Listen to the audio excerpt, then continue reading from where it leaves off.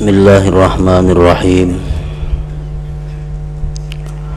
Alhamdulillahilladzi lahul hukmu wa ilaihil masir. Ashhadu an la ilaha illallah wahdahu la syarika lah, as-sami'ul basir. Wa ashhadu anna sayyidana Muhammadan abduhu wa rasuluhul basyirun nadhir. Allahumma salli wa sallim wa barik ala sayyidina Muhammadin al-badril munir wa ala alihi wa ashabihi wa dhurriyyatihi wa atba'ihi ila yaumil asir. Amma ba'd. Yang kita hormati dan kita cintai para habaib dan para alim ulama, para muhibbin, hadirin hadirat rahimakumullah.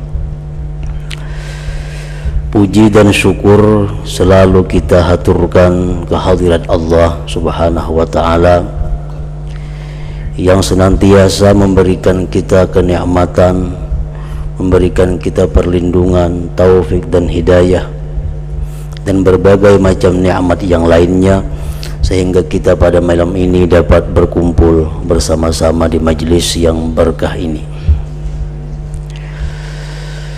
Salawat dan salam kita haturkan kepada junjungan kita Nabi besar Muhammad sallallahu alaihi wasallam dan kepada seluruh keluarga, para sahabat, dzurriyyat dan pengikut beliau sampai hari akhir nanti. Para muhibbin rahimakumullah, al-haditsus sadis an Abi Abdullah Nu'man bin Bashir radhiyallahu ta'ala anhu maqal sami'tu Rasulullah sallallahu alaihi wasallam yaqul innal halala bayyin wa innal harama bayyin wa bainahuma umurun mushtabihat la ya'lamuhunna katsirun minan nas faman ittaqa syubuhati faqad istabra'a li dinihi wa irdihi wa man waqa'a bisyubuhati waqa'a fil haram karra'i yar'a hawla al-hima yushiku ay yarta'a fi.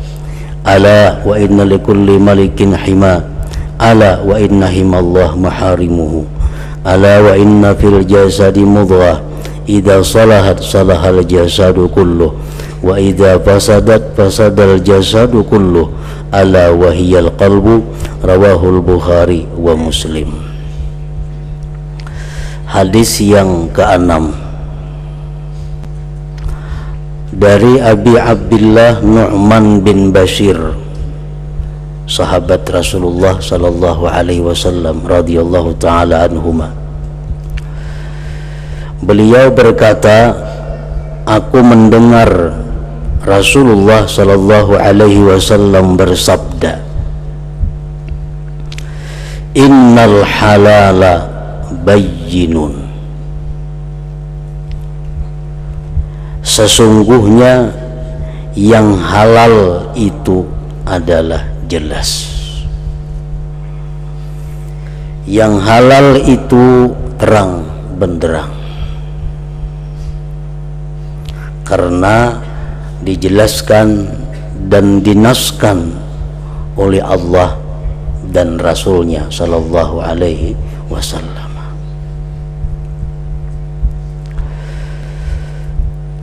Para ulama menerangkan itu halal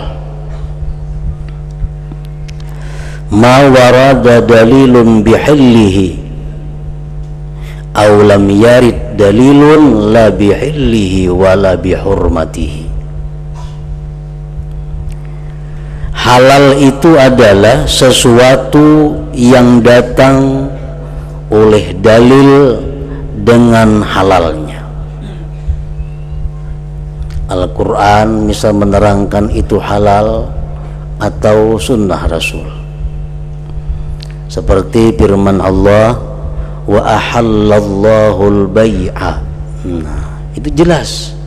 Wa ahallallahul bai'a, sesungguhnya Allah menghalalkan jual beli. Nah, terang. Atau sesuatu yang tidak datang oleh dalil tidak dengan halal dan tidak dengan haram, maka ini dinamakan halal juga. Artinya dalil yang mengatakan halal kadada, yang mengatakan haram kadada juga, Quran atau hadisnya. Nah, maka itu disebut halal juga. Di dalam kitab Al-Jawahirul Lu'lu'iyah disebutkan contohnya kasyurbil kahwati, seperti minum kopi. Tidak ada dalil yang menghalalkan minum kopi dan tidak ada dalil yang mengharamkan minum kopi. Berarti kopi itu adalah halal.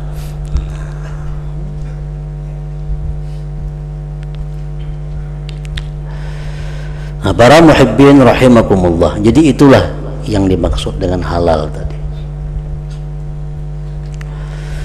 Rasulullah sallallahu alaihi wasallam bersabda tentang yang halal ini,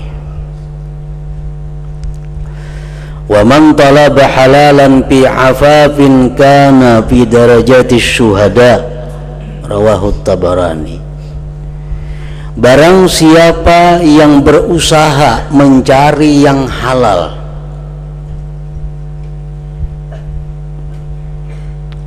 fi afafin,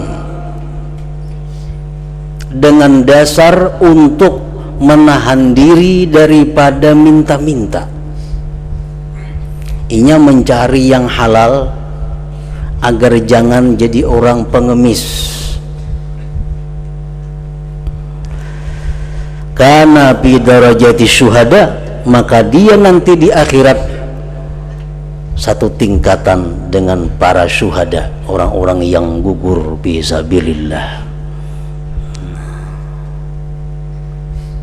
Inilah kemuliaan orang yang mencari yang halal tapi dengan niat afaf, dengan niat ta'affuf, menahan diri daripada minta-minta.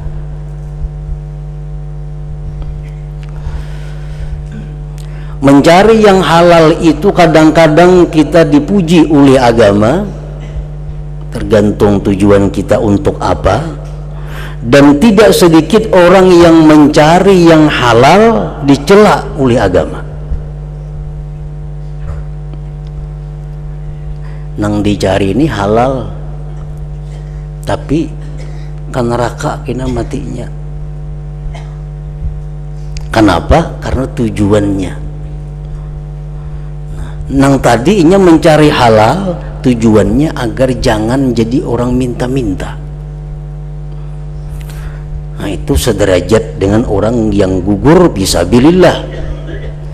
Nah, yang kedua ini dia mencari yang halal tidak sekedar untuk menahan diri dari minta-minta, tapi untuk menumpuk kekayaan, untuk bermegah-megah dengan kekayaannya. Nah, ini orang fisabilis syaitan. Rasulullah menjelaskan di jalan syaitan, bukan sabilillah.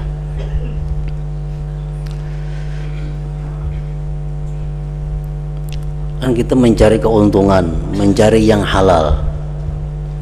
Nah, mun aku hari ini kada berusaha, aku bisa minta ke sebelah rumah kena makan, duitnya kada diisi.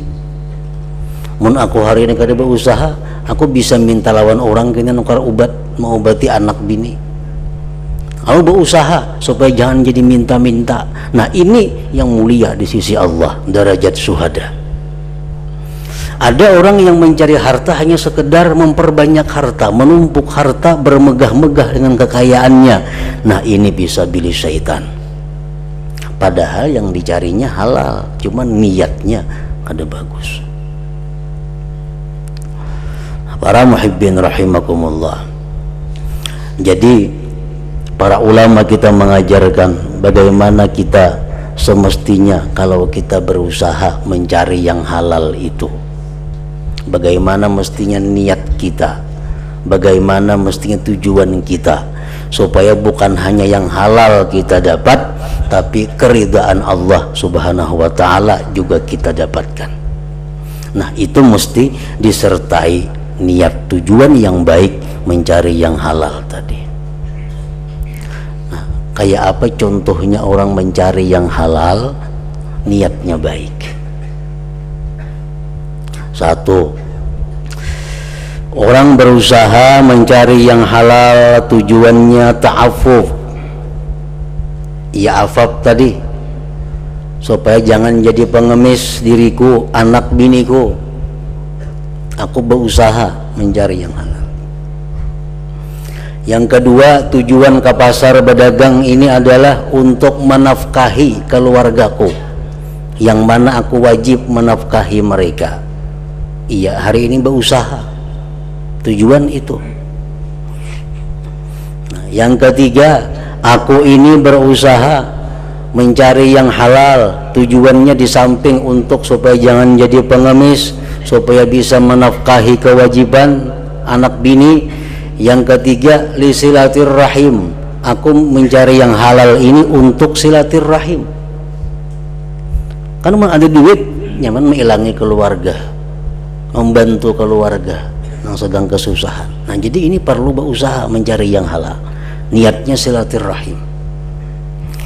Aku mencari yang halal ini juga di samping silaturrahim, niatku litasadduq, untuk bersedekah. Nah, ini disedekahkan sebagiannya.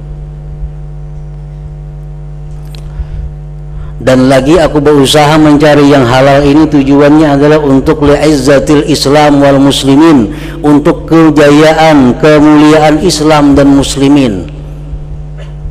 Artinya keuntungannya kena kusisihkan untuk madrasah, untuk pesantren, untuk orang-orang yang menuntut ilmu kaum muslimin dan muslimat. Nah, itu kejayaan Islam dan muslimin. Aku berusaha mencari yang halal ini, nah, lil hadaya, untuk memberikan hadiah-hadiah kepada orang yang berhak untuk diberi hadiah. Kan Rasulullah bersabda, tahadau, saling berhadiahlah kamu, tahabbu, niscaya kamu saling mencintai. Nah, jadi aku berusaha kalau ada keuntungannya antara lain untuk memberikan hadiah-hadiah kepada orang yang patut untuk diberi hadiah. Nah, aku berusaha lagi yang halal ini tujuan kulit tana'um, untuk menikmati. Dengan adanya duit dari yang halal, aku akan menikmati nikmat Allah. Nukar makanan nang nyaman, nukar pakaian nang baik, nukar kendaraan nang baik, kediaman nang baik, untuk menikmati nikmat Allah. Dan aku berusaha mencari yang halal ini di samping yang lain-lain dari niatnya banyak, tambah lagi misal litawakku'i hajati nafsi wa hajatil muslimin, untuk mengintai hajat diriku dan hajat orang muslimin. Ini sebagian untuk nafkah, sebagian duit kugunakan untuk silaturahim, sebagian keuntungannya untuk bersedekah, sebagian untuk kemuliaan Islam dan muslimin, sebagian untuk bahagia, sebagian untuk bernikmat-nikmat, mensyukuri nikmat Allah, sebagian untuk disimpan. Nah, disimpan ini tujuannya apa? Untuk mengintai kalau kini ada satu saat aku berhajat atau ada kaum muslimin yang berhajat. Nah, kalau itu niat kita mencari yang halal, maka kita akan diridhai oleh Allah Subhanahu wa ta'ala.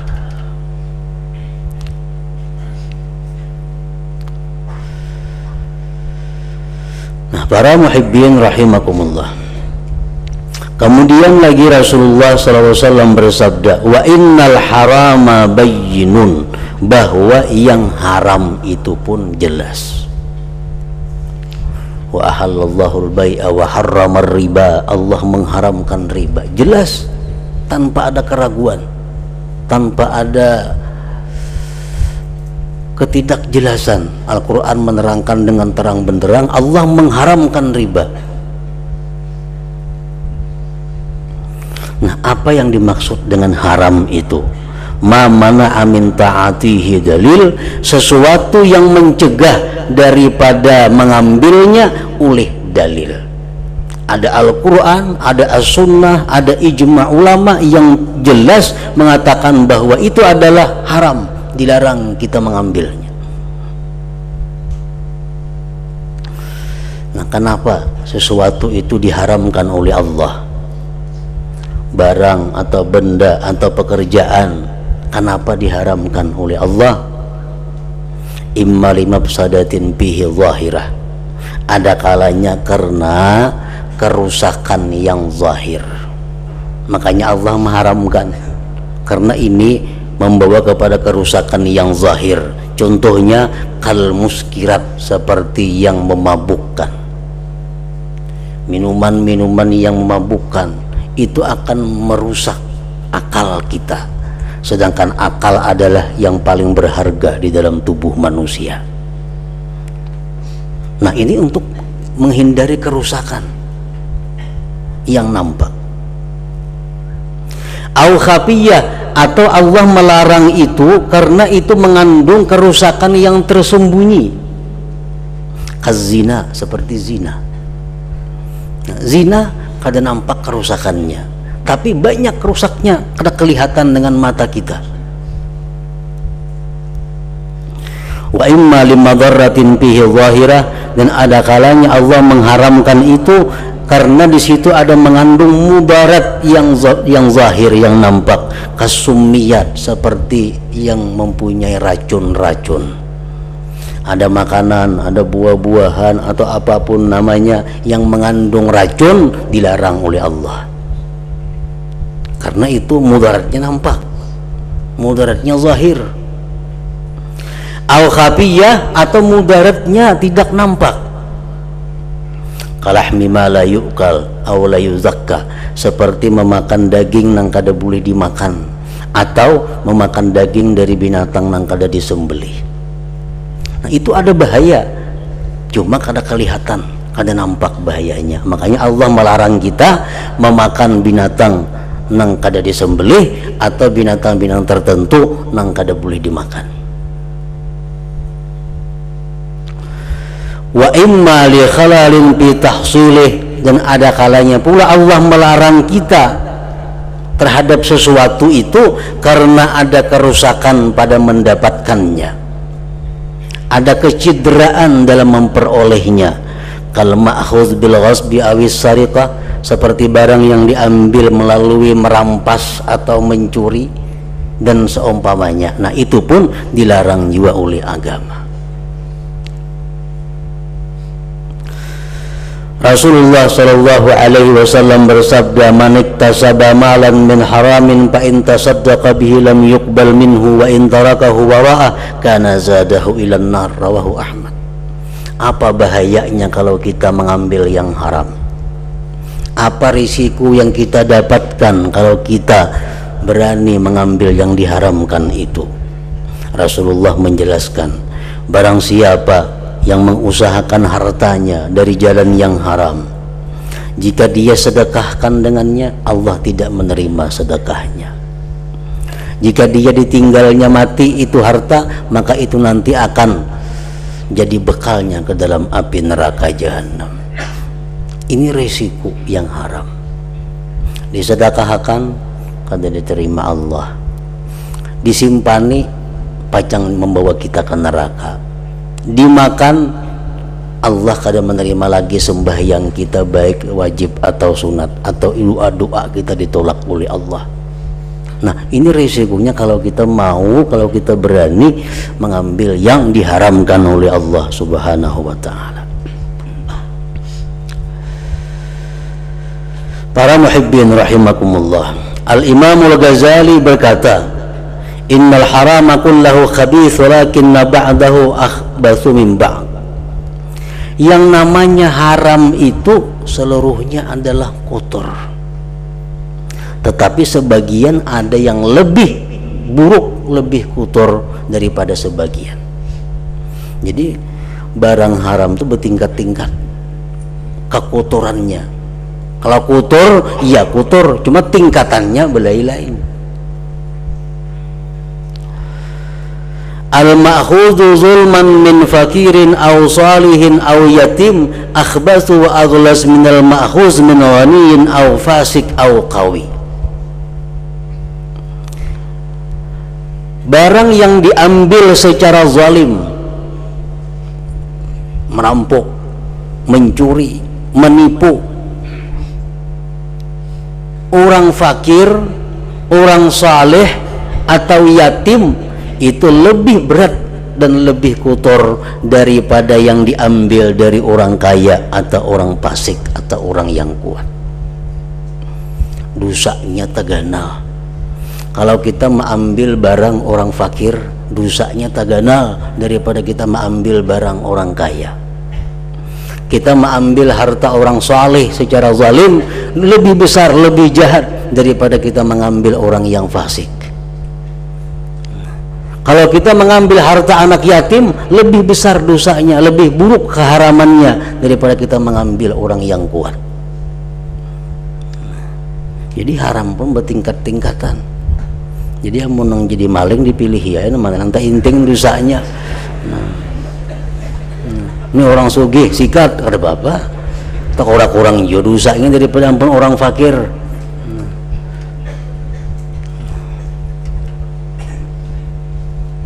Nah, jadi tingkatan keharamannya itu berbeda-beda. Wa innal haram bayyin, yang haram pun jelas. Wa bainahuma umurun mushtabihat. Nah, nang halal jelas, nang haram tadi jelas. Di antara keduanya itu ada yang samar-samar. Nah, kada jelas. Kenapa jadi kada jelas? Likhtilafil ulama bi hukmi. Satu, karena mungkin ulama berbeda pendapat tentang hukumnya. Sebagian ulama mengatakan itu halal, nah ulama mengatakan itu hukumnya adalah haram. Nah, lalu jadi kada jelas nang mana juga nang iyanya. Sebagian ulama ada yang mengharamkan daging kuda, sebagian ulama ada yang menghalalkan daging kuda. Nah, jadi kuda termasuk perkara yang abu-abu. Kenapa? Karena berselisih pendapat para ulama. Ada mengatakan boleh, ada mengatakan kada. Wa imma likhtilatil halal wal haram, dan ada kalanya itu menjadi samar, menjadi kada jelas karena bercampurnya yang halal dan haram. Ini duit kita 500.000 warisan, jelas ini halal. 500.000 10 lembar 50-an. Nang ini 500.000 duit permainan manang, jelas ini haramnya, jelas ini halal, ini haram. Sama 10 lembar 50-an dibuat ke dalam ipok, kedua-duanya tercampur. Nah, nang mana kata duit permainan nih, namanya duit warisan.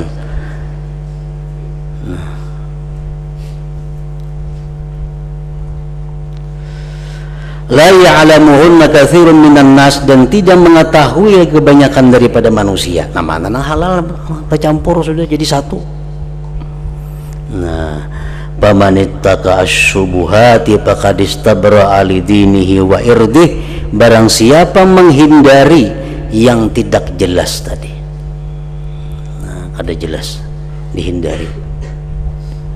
dihindari selama belum ada kejelasan.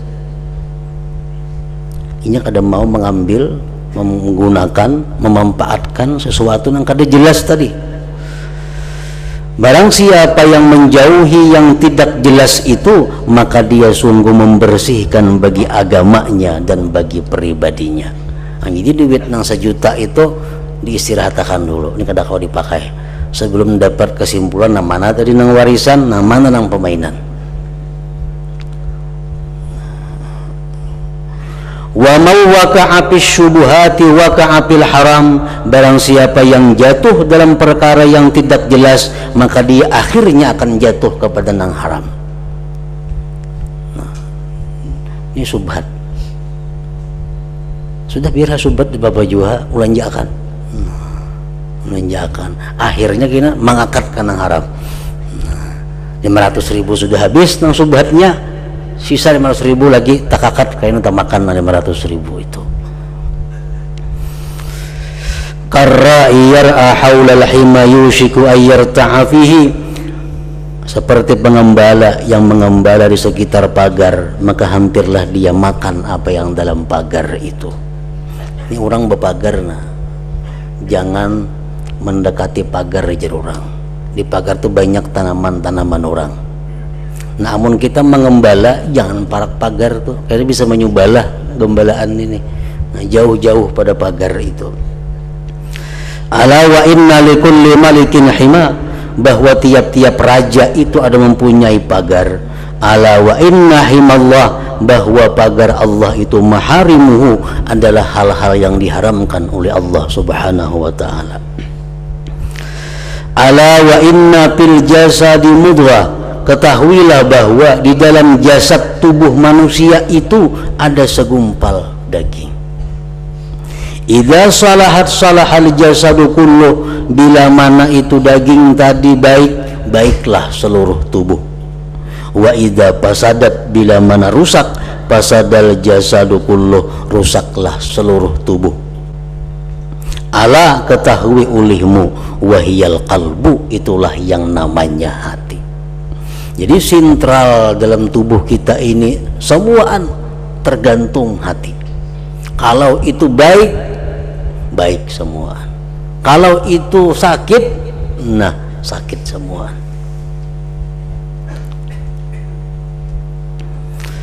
Di dalam kitab Al-Jawahirul Lu'lu'iyah disebutkan inna salahal qalbi bi tis'ati asya, bahwa kebagusan hati itu berada pada 9 hal.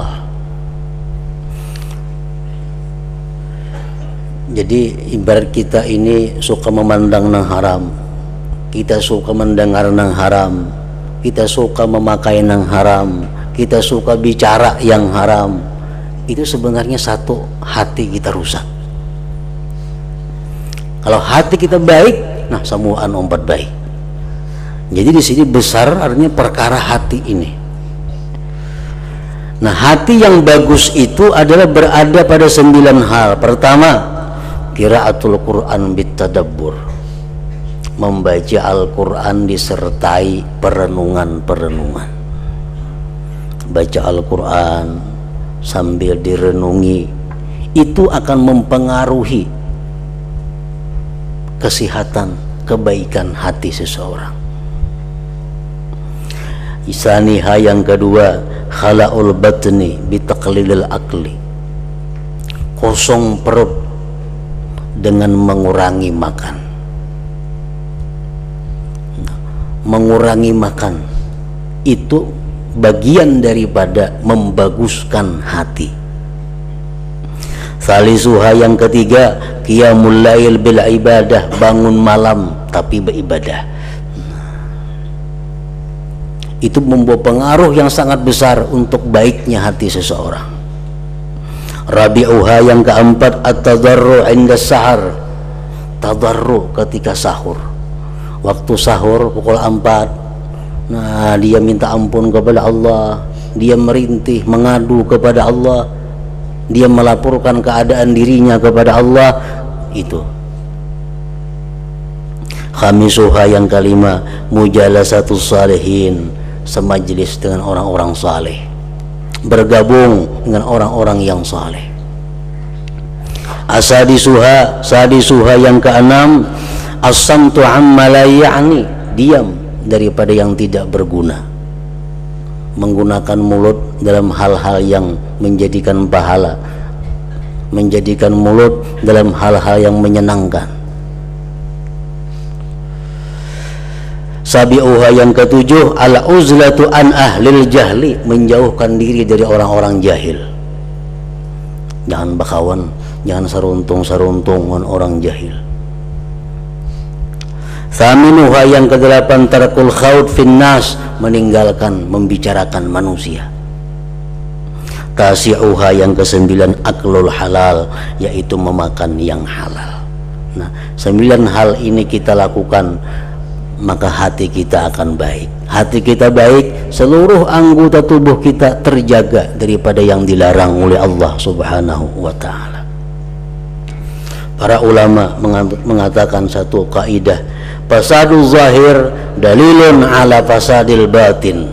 Kerusakan di zahir itu tanda atas rusaknya batin seseorang. Orang itu sombong, kita kalau melihat dari tingkah lakunya. Orang yang suka maksiat kepada Allah menunjukkan hatinya buruk. Jadi apapun yang berada di dalam zahir ini itu alamat, dalil, itulah hatinya. Itulah hatinya.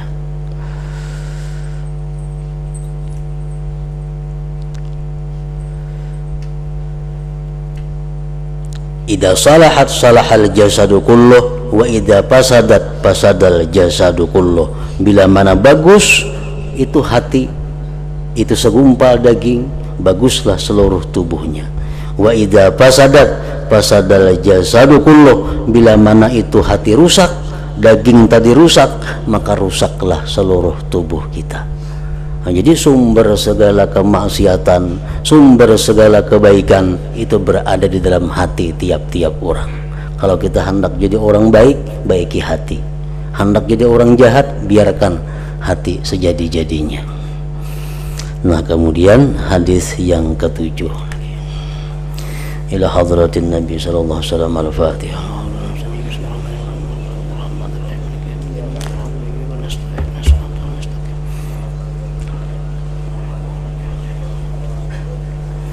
أشهد أن لا إله إلا الله وحده لا شريك له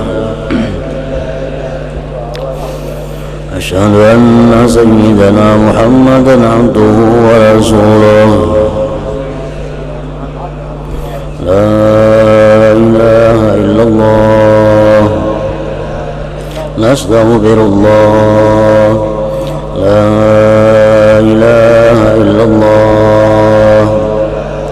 نستغفر الله لا إله إلا الله نستغفر الله لا إله إلا الله ونتوب إلى الله لا إله إلا الله محمد رسول الله صلى الله عليه وسلم فيا أيها الرجل منه شفاعة صلوا عليه وسلموا تسليما